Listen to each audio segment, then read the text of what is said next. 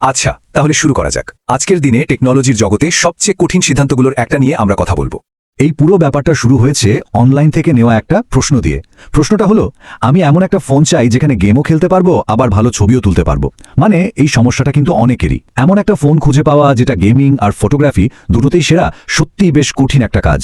এখনকার স্মার্টফোনের বাজারে দেখুন মূলত দুটো ভাগ হয়ে গেছে। একদিকে আছে সেই সব ফোন যেগুলো বানানোই হয়েছে স্পিড আর পারফরমেন্সের জন্য, আর আরেকদিকে এমন সব ফোন যেগুলো ডিজাইন করা হয়েছে দারুণ সব ছবি তোলার জন্য।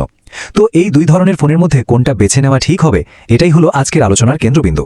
এই দুটো আলাদা চিন্তাধারাকে বোঝানোর জন্য আমরা দুটো ফোনকে বেছে নিয়েছি। একদিকে আছে ভিভো T4 আল্ট্রা, যেটাকে বলা যায় পারফরমেন্সের রাজা, আর অন্যদিকে আছে ভিভো V70, যেটা তৈরি হয়েছে অসাধারণ ফটোগ্রাফির জন্য। চলুন তাহলে আমাদের প্রথম ফোনটা মানে T4 আল্ট্রাকে একটু কাছ থেকে দেখা যাক, বোঝা যাক পারফরমেন্সের দিক থেকে এটা ঠিক কতটা শক্তিশালী। T4 আল্ট্রার প্রসেসিং পাওয়ার মানে ভেতরের শক্তি এক কথায় অবিশ্বাস্য। এতে যে ডায়মেনসিটি 9300+ চিপসেটটা আছে সেটার জোরে AnTuTu বেঞ্চমার্ক স্কোর, মানে যেটা দিয়ে ফোনের ওভারঅল পারফরমেন্স মাপা হয়, সেটা 20 লাখেরও বেশি। সোজা কথায় এর পারফরমেন্স একদম টপ ক্লাস। আর গেমিং এর কথা যদি বলি তাহলে তো কোনো কথাই হবে না। ফোনটা খুব সহজেই হাই ফ্রেম রেট মানে FPS ধরে রাখতে পারে। এমনকি BGMI এর মতো হাই গ্রাফিক্স গেমেও যখন স্ক্রিনে অনেক কিছু একসাথে ঘটছে তখনও এর ফ্রেম রেট 80-র ওপরেই থাকে।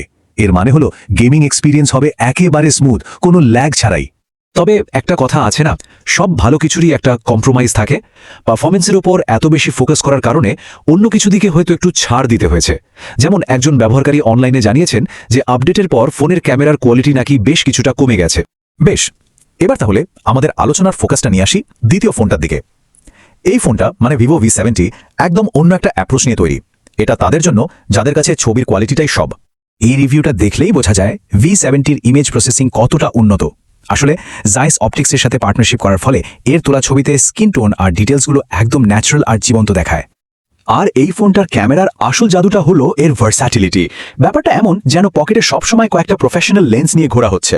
বিভিন্ন ধরনের পোর্ট্রেট তোলার জন্য এতে 23 মিলিমিটার থেকে শুরু করে 100 মিলিমিটার পর্যন্ত আলাদা আলাদা ফোকাল লেংথের অপশন আছে। তবে একটা বিষয় পরিষ্কার করা ভালো, যদিও এটা T4 আল্ট্রার মতো কোনো গেমিং বিস্ট নয়, কিন্তু V70-র পারফরমেন্সও কিন্তু যথেষ্ট ভালো। সোশ্যাল মিডিয়া বা অন্য অ্যাপ ব্যবহারের মতো দৈনন্দিন কাজের জন্য এর স্ন্যাপড্রাগন 7 Gen 4 প্রসেসরটা একদম নির্ভরযোগ্য আর স্মুথ একটা এক্সপিরিয়েন্স দেয়। চলুন এবার এমন একটা বিষয় কথা বলা যাক যা যে কোনো ফোন ব্যবহারকারীর জন্য খুব জরুরি, সেটা হলো ব্যাটারি। ফোনটা একবার চার্জে কতক্ষণ চলে আর চার্জ হতে কত সময় নেয়। এই চার্টটা দেখলে দুটো ফোনের পার্থক্যটা একদম পরিষ্কার হয়ে যায়। V70-র ব্যাটারি দেখুন বেশ বড়, 6500 মিলিঅ্যাম্পিয়ার, মানে এটা লম্বা সময় ধরে চলবে।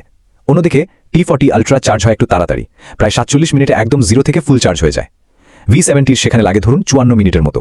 তবে ইন্টারেস্টিং ব্যাপার হলো দুটো ফোনই কিন্তু 90 ওয়াটের ফাস্ট চার্জিং আছে।